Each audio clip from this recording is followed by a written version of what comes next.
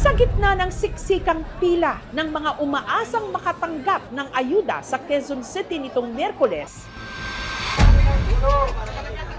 bigla na lang bumagsak ang isang lalaki.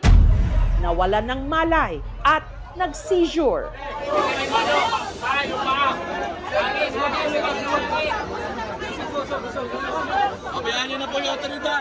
Ang lalaki, driver ng jeep. Ilang araw nang hindi nakakapasada dahil sa sobrang taas ng presyo ng gasolina at sa gitna ng krisis sa enerhiya, siya mismo naubusan na rin ng energy o lakas.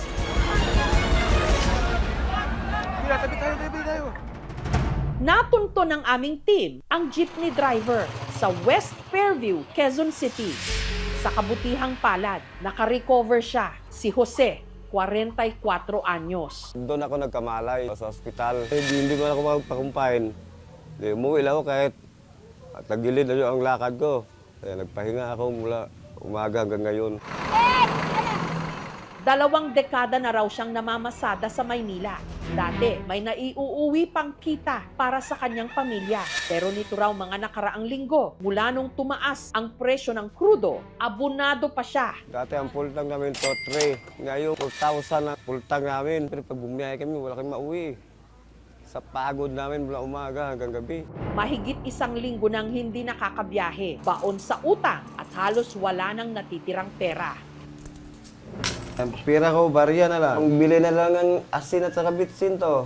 Kaya nung nabalitaan daw niyang may ayuda, sumubok siyang pumila. Pero sa huli, umuwi siyang walang nakuha. Hinimatay pa. Gutom na po, alas 7 pa kami nakapila hanggang alas 10:30. Wala po yung inom ng tubig, walang kain, siksikan pa. Sabi ng doktor, inatake ng epilepsy. Kumpain daw ako. Sabi ko, wag na. Kasi wala namang pamgastos eh. Hanggang nagdesisyon na lang si Jose na umuwi na lang sa probinsya. Sa Negros, magtatrabaho ka sa tubuhan o magtatanim ng saging. Kahit anong matanim, basta makain.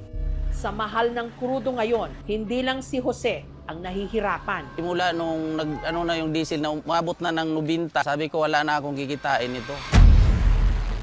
Mag-iisang buwan na mula nung nagsimula ang giyera sa Middle East sa pagitan ng Amerika at Israel kontra sa Iran, na sinundan ng pagsara ng Strait of Hormuz na hawak ng Iran kung saan dumadaan ang 20% ng supply ng langis para sa buong mundo, kabilang na ang Pilipinas. Dahil kulang ang supply, tumaas ang presyo ng krudo ng mahigit doble.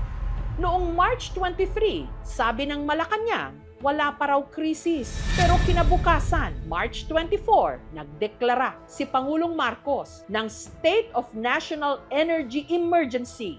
Sa kasalukuyan, ang ating supply ay hanggang end of June, June 30.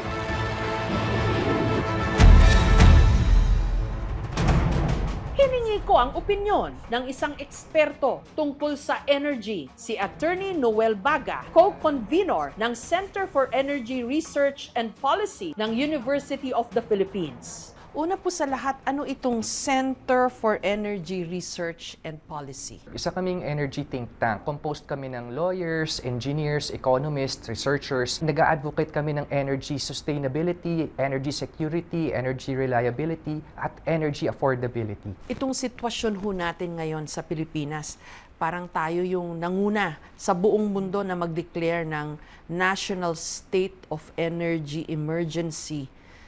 Ano hong basa nyo rito? Mabuti po ito. Seryoso po yung ating energy crisis at oil crisis sa Pilipinas. Upon the President's Declaration of a State of National Emergency, meron po siyang kapangyarihan sa Price Act as amended by Republic Act 10623, nasa Section 4 and 7 po, na pwedeng i-declare ng Presidente ang oil as a prime commodity at mag-impose po ng price controls on the price of oil. They're saying, parang 25th day na ng giyera, tsaka palang nag-declare ng state of energy emergency ang Malacanang. Totoo po yun, late po ito kasi naging seryoso na po talaga itong oil crisis po natin.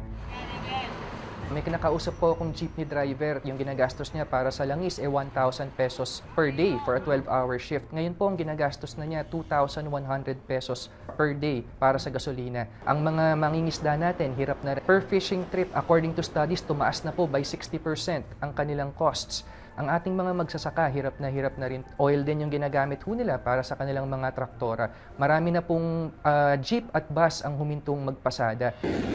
Nakakapagtaka lang, nakakaumpisa pa lang ng giyera, tumaas agad ang presyo ng krudo, isa sa pinakamataas sa Asia. Bakit ho ang taas, ang mahal ng gasolina ng Pilipinas? Una po, kasi karamihan po nito imported na yung ating mga langis. Pangalawa po, dahil nga po deregulated ang ating oil industry, the private oil companies can dictate at will kung ano po yung gusto nilang oil prices. Malaki po yung kanilang profit margin dyan. And then pangatlo, yun na rin po, wala pong regulations ang gobyerno. At pang-apat, wala rin po tayong subsidies during ordinary times. Isa pang sinasabi ng mga opinion makers na late din yung pag-suspend sa excise tax. Could have helped consumers kung maaga pa lang yung excise tax na yon para hindi masyadong masakit sa bulsa yung presyo. Tama ho ba yon? Tama po yun. Mapapababa niya ang presyo ng diesel by 6 pesos per liter at mapapababa niya ang presyo ng gasolina by up to 10 pesos per liter. Kung maaga sana yon, noong mga 100, wala pa sa 100 yung mga presyo ng diesel, mas nakatulong sana. Pero ngayon, tumataas na yung presyo ng diesel by 17. Mga ganun na. Parang hindi mo na maramdaman yung excise tax na nasuspend, di po ba? Tama po kayo doon. Ang kailangan po talaga natin, ang next step, kailangan po natin ng price controls, ng price freeze mula po sa gobyerno. What do you think was the government trying to project? Bakit ho parang late sila? Ayaw nilang magpanik yung business community at yung taong bayan. Siguro ho iniisip nila, matatapos din tong krisis na to in a short while. Pero hindi nga po ganun yung nangyari. Hindi nga nagpanik, naghirap naman. Hindi ho kaya failure in reading the situation in the Middle East? Well, kasama po yun sa reasoning kung bakit delayed sila nag-declare. Pero at the same time, dapat hindi lang yung reading ng Middle East, pero dapat tinitignan nila ano bang epekto ng krisis na to sa taong bayan. On the ground. On the ground. Dapat. Yun ang tinignan nila. Opo. Agad dapat. Hindi lang mga sasakyan sa kalsada at mga pasahero ang apektado ngayon ng krisis. Pati na ang mga eroplano, nagkansela na o nagbawas ng biyahe. Ang mga airline company, ang mga mall, iiklian na rin daw ang kanilang operating hours. Gayun din ang mga opisina ng gobyerno na nagpapatupad na ng 4 na araw na lang na pasok sa trabaho.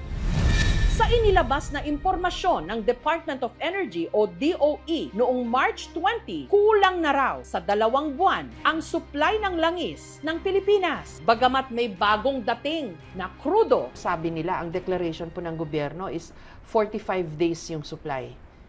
Medyo late na. We lost a lot of time there. Tama po yun. Kasi masyado hong very thin reserves itong 45 days. Yung ng ibang bansa, oil 90 supply. days. Yung iba pa ho, yung Thailand, Japan, yata, 250 po yung Japan. Ang prescribed po ng International Energy Agency is that every country must have at least 90 days ng reserved oil na pwede po nilang gamitin. Bakit ho tayo 45 lang? Ang rason po nun, kasi po again, deregulated po ang ating energy industry. Kasi magastos po para sa mga private oil companies na mag-maintain ng mas mahabang oil reserves. Okay. Kaya ang solusyon po sana dapat, it's the government which should establish a strategic petroleum reserve. Okay. Na nakahanda po yung crudo na oil stockpile para po kung may times of crisis, pwede pong gamitin ito at ibenta ng gobyerno at subsidized prices sa taong bayan. Hindi ito ang unang pagkakataon na nakaranas ng energy crisis ang Pilipinas. 1973, nung kinailangang limitahan o magrasyon ng gasolina. Bunsod din ng giyera sa Middle East. Kaya binuo ng gobyerno noon ang PNOC o ang Philippine National Oil Company na pinayagang makapag-import at maghanap din ng mapagkukunan ng langis o natural gas sa Pilipinas mismo. Yun na nga ho, kasi I know as early as the 70s, alam na ng gobyerno na marami tayong pwedeng mapagkunan ng energy dito sa Pilipinas. So yung PNOC, nag-establish po siya ng Strategic Petroleum Reserve. Kaya po, nung nangyari po yung 1981 to 1982 oil crisis, yung pangalawang oil crisis, ito po yung gera ng Iran at Iraq, hindi na po tayo masyadong apektado noon. Ngunit, nung 90s, nag-paradigm shift po ang Pilipinas. Tinanggal na po yung Strategic Petroleum Reserve, tinanggal na po yung involvement ng gobyerno sa energy industry, at yung private oil companies na po, binigay ho lahat ng discretion sa kanila. Kita natin na hindi pwede na hands-off yung gobyerno. Kasi yung private sector, hindi nila madidevelop enough yung local indigenous energy resources kasi profit-oriented sila.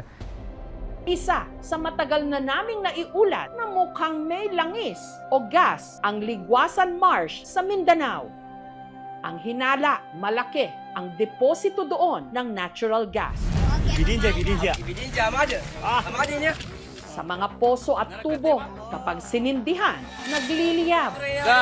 Iniumbos ni mina na gasolina sa tukala. Sabi ng aming mga ninuno, itong lugar namin po ay pagkaingatan, alagaan namin. Kaya meron po dito, sinasabi nila na itong mina ng gas. Katulad ng narito sa Barangay Ramcor sa General Salipada Cape Pendatun sa Maguindanao del Sur. Ingat ka, ingat ka. Masya Allah, Masya Allah. O, di ba? Ang yaman-yaman po ng Mindanao. Para may makuhanan ng tubig, si Michael nagpagawa ng poso sa likod ng kanilang bahay sa Barangay Tugal sa bayan ng Sultan sa Barongis. Kaya gina siya sa kami, niya ko kinaapas sa nagkabatar sa gumba siya. Kaya na, so pa bagi nung itaw na anan to na, bamasa peto sa ig.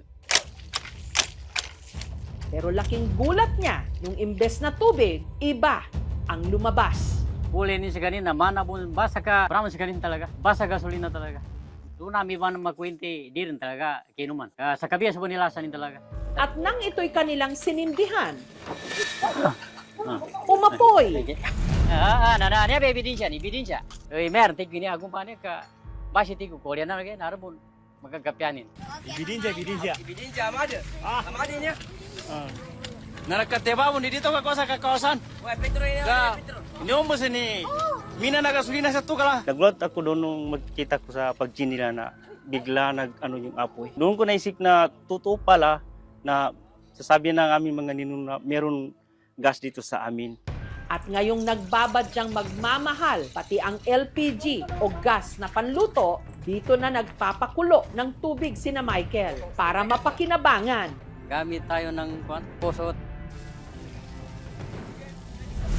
Kaya sa kapanggumbana na, papatabang ako sa maya sa Armada Prako Panggumba ka, patabal kami ka, no, padyawo ka, no kaya pagkagapi. Kugitan. No, kugitan. Bali sa ngayon na kumulo na yung tubig na bali bubus ko na sa baso. Iniumbos ni mina na gasolina sa tukala. Kaya nga na-upload ko para mapanood ng gobyerno kung paano kami matulungan dito para makuha po natin.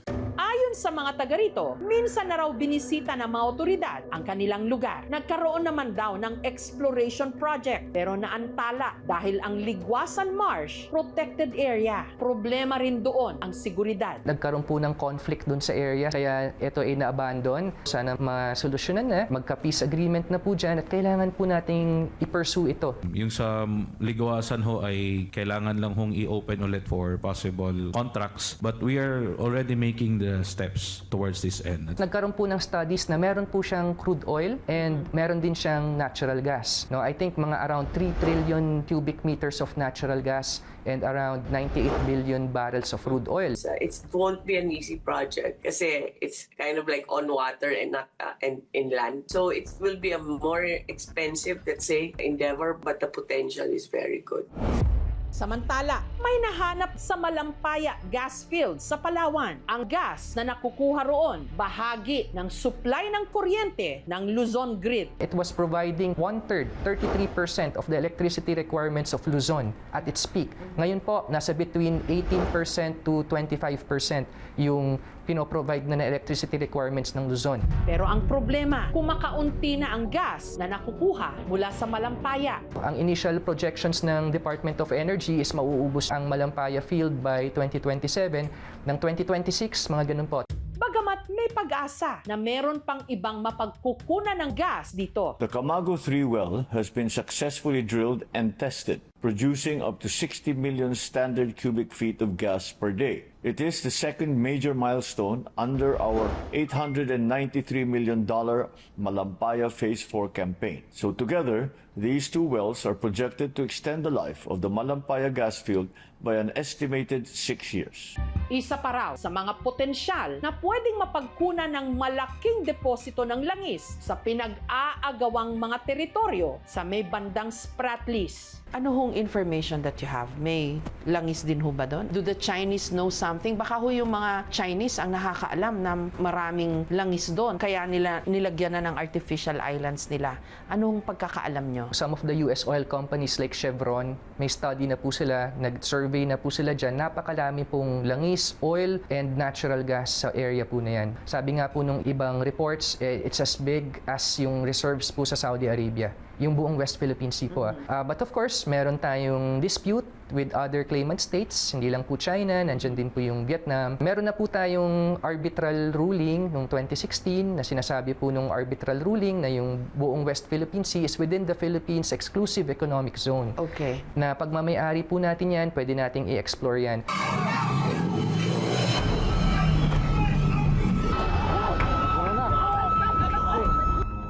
Problema, tumitindi ang girian natin sa China. Bagamat nitong linggo lang, binuksan muli ni Pangulong Marcos ang posibilidad para sa joint exploration para sa langis. Sa ngayon po ay wala pa pong joint exploration with China, pero hindi naman ibig sabihin na hindi magkakaroon. So, open din po ang Pilipinas. Agad namang sinagot ito ng China na interesado rin daw ito para gawin ang joint exploration. Meron po tayong dalawang options on how to pursue this. Una po, we can do it na tayo na mag-isa. Magde-develop po yung Philippines ng energy resources doon, siguro supported by yung navies ng mga allied countries natin like US, Australia. Yung second option is makipag-usap tayo sa mga other claimant states like China and tignan pwede bang magkaroon ng agreement in the future tungkol dito sa development sa energy resources dito. Later on, baka pwedeng magkaroon ng agreements. Batas po kasi natin kung the project is within our exclusive economic zone, kailangan majority share tayo dun sa project na yun. So kailangan yung mga 60%.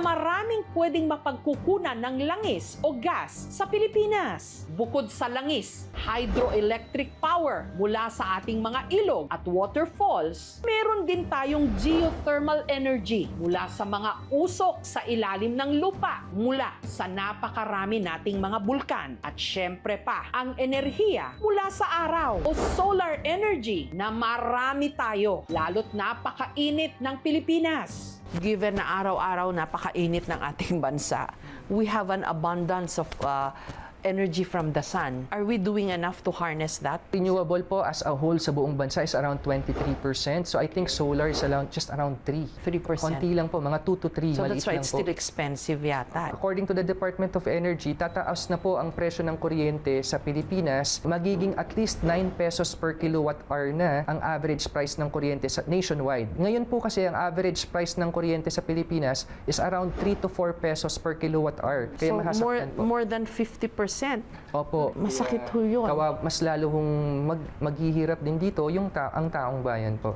Pirme tayong babad sa araw. Pero ang pagsulong sa solar energy sa Pilipinas, hindi pa gaano lumalaganap. May iilan na sumubok na kanya-kanyang pakabit. Katulad ng bahay na ito sa Bulacan. Mahal ng inaabot ng kuryente namin, nasa 8K. Ang goal ko lang talaga is makapaglibre ako ng aircon nung una. Ako na lang yung nag-install, pinag-aralan ko siya. Nung una, etong 3 lang muna na panels. Nung nag-start ako, nagdagdag pa ako ng 4. Naka-solar na itong buong bahay namin. Tapos, sa mga appliances na gumagana is 2 aircon na 1.5 horsepower, 2 rep, TV, electric fan, and mga ilaw. Ang electric bill nila Gerber, 8,000 pesos kada buwan. Ngayon daw, 37 pesos na lang. Talagang gamit ka na lang hanggat gusto mo. Sa kabuuan na nagastos ko dito is siguro inabot ako ng 220, 230. Dahil self-installation lang naman siya. Yung maintenance sa akin din naman. May kanya-kanya ring pamamaraan ang mga engineer katulad ni Ed. Ang diesel para sa kanyang sasakyan, hinahaluan niya ng gamit ng cooking oil. Nagkaroon ako ng interest since 2019 itong used cooking oil na ginagamit sa sasakyan. In fact, sa ibang bansa tulad sa Amerika, sa Europa, or sa Australia, ginagawa na rin ito. Salamat! Hinihingi raw ni Ed ang mga gamit ng mantika mula sa mga kainan. Pinifilter na ito bago ilagay sa tangke ng kanyang sasakyan. Personal ko na proportion for every liter na mantika, 2 liters ng diesel. Ngayon nailagay ko na, pwede na nating subukan.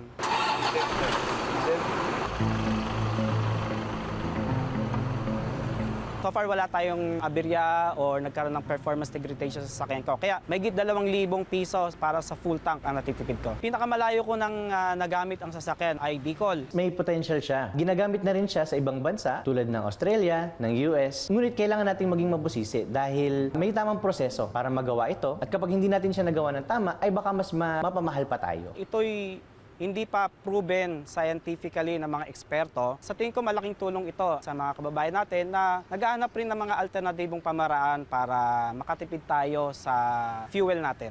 May hearing na sa Senado tungkol sa pagtugon ng gobyerno sa energy crisis ngayon. The DOE announced today that it is spending 20 billion pesos to buy 2 million barrels of diesel instead of having built a reserve before the crisis. The same 2 million barrels would have only cost 10 billion pesos instead of 24 billion because the DOE failed to build the buffer stock. Due to the oil deregulation law, the stockpiling is now passed on to our private companies. That's how it has been practiced. Dahil sila na yung nagdinegosyo sa langis, DOE by itself does not have the funding for this because we only have 2.5 billion per year as budget. Sabi ninyo, DOE, meron tayong 46 days. After 15 days, biglang pumalo sa 110 pesos per liter. Dati po nilang inventaryo yun eh. Paano po magiging 110 from 55? Yung binenta kasi na yun,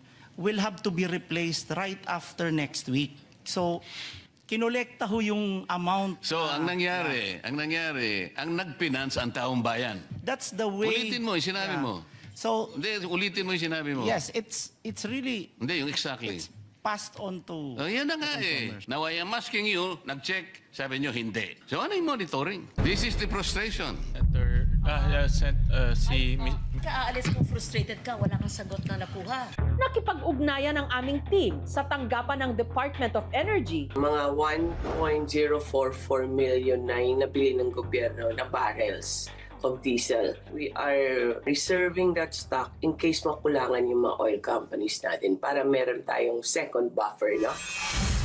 We need more malampayan. We need more of this kind na like yung Ligwasan. DOE has been very active in granting or awarding contracts, but it takes time really. Last year pa lang, 8 na yung nag-grant ng presidente. We should have done this 10 years ago or 20 years ago para just to secure our energy. Panukala ni Attorney Baga, eksperto sa energy, imbes na ayuda para sa mga driver, subsidiya na lang. Hindi pa nila kakailanganin pang pumila.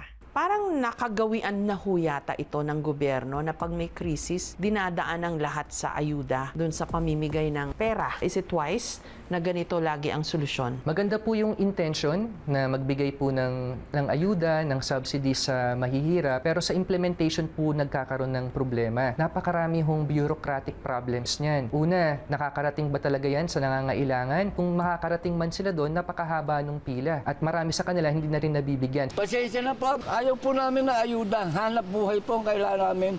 Bumaba ang krudo. Hanggang kailan po yung gera? Hindi na po biro ito. Marami pong mawawalan ng trabaho. Itigil na nila yung putukan. Hindi po solusyon ng gera. Ang solusyon po yung pag-uusap. Kami ang nahihirapan, pero tuloy-tuloy ang hanap buhay namin dahil serbisyo namin ito. Serbisyo namin na maghatid, na mananakay at manggagawa. Pero bakit kami ay pinahirapan? Ngayong Biyernes po, 5:30 na ng hapon, maluwag naman po yung kalsada. Dati masikip yung kalsada, sir. Yung mura pa yung gasolina.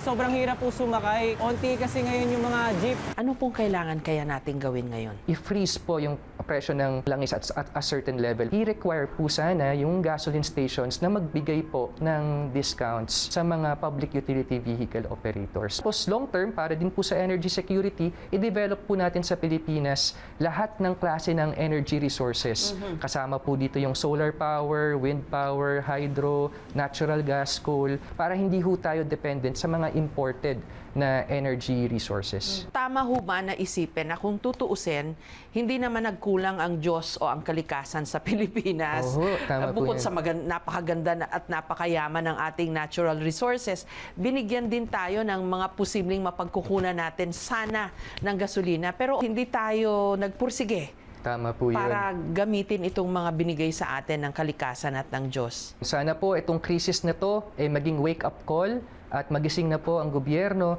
na kailangan po nating i-develop yung sarili nating energy resources. Pero para ang tanong ko, bakit kung kailan may gera, saka lang natin na pag-iisipan tong ganitong mga options natin? Hindi lang naman po itong administrasyon na to. I think it's the political culture ng Philippine government is just reactive, hindi po proactive.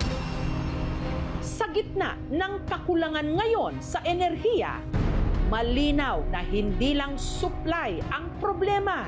Meron tayo niyan. May mapagkukunan kung napagplanuhan lang at naaksyonan para hindi sana tayo ngayon kinakapos.